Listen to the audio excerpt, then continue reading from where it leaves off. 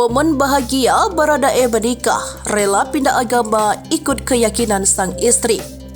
Kabar bahagia datang dari Baradae atau Richard Eliezer yang baru saja menikahi kekasihnya Ling Ling. Baradae dan Ling Ling menikah di Manado, Sulawesi Utara pada Sabtu 20 April 2024. Kabar gembira ini disampaikan oleh pengacara Baradae Ronita Pesi.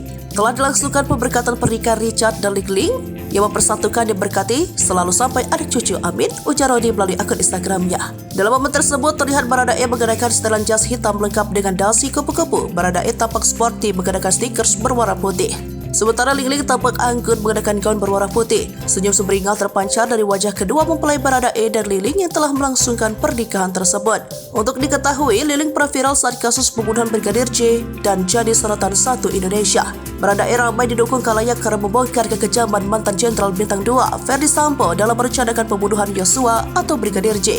Richard Eliezer atau dikenal Baradae pindah agama dari Kristen Protestan ke Katolik. Dia memilih pindah ke Katolik mengikuti agama kekasih yang dinikahinya pada Sabtu 20 April 2024. Pengesahan Richard ke agama Katolik diungkap oleh Pastor Lucky Singal di akun Instagramnya pada Rabu 17 April 2024. Pastor Lucky juga membagikan foto dirinya menggunakan jubah pastor di dalam gereja, diapit oleh Baradae dan Ling Ling.